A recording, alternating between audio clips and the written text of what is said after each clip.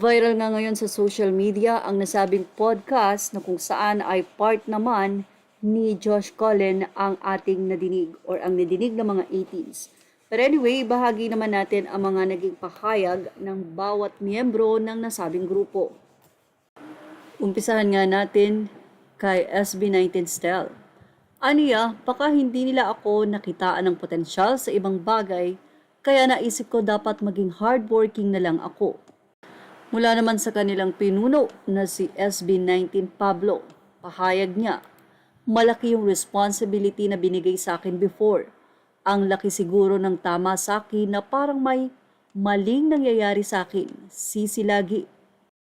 Narito naman ang naging pahayag ni Justin. Feeling ko mas magaling ako noon than ngayon. At kay SB19 Philip naman, na-realize ko it's not real happiness pag magbabago ka to meet yung gusto ng iba. At ayon naman kay SB19 Josh, pangarap kong magka-normal na family. Hindi lingid sa marami ang story ni Josh na kung saan ay hindi nga nito nakasama ang kanyang ama sa kanyang paglaki. Kaya naman narito ang nagkomento ng mga fans mula sa kanyang naging podcast. Tulad nung concert nyo sa Philippine Arena, pinaiyak mo na naman ako, Josh Cullen.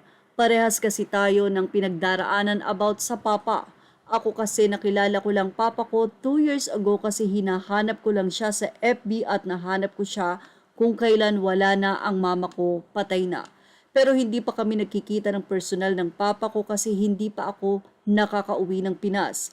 At sobrang naiyak ako sa huling sinabi mo na ayaw mong maranasan ng magiging anak mo ang stress na pinagdaanan mo na hindi ko nagawa sa mga anak ko, hindi ko man nakamit ang tagumpay ko. Sana lang tulad mo makamit yon ng mga anak ko at sobrang proud ako sa iyo Josh Cullen Santos kasi sa kabila ng mga pinagdaraanan mo na naig pa rin ang pagiging mabuti mo. Say naman ng mga fans, love you Josh, don't worry, di yan mararanasan ng magiging anak mo in the future kasi maganda ang hangarin mo sa magiging family mo. Say pa ng isang fans, Josh is the best version of someone who had experienced so much pain, yet molded him to be the best version of himself.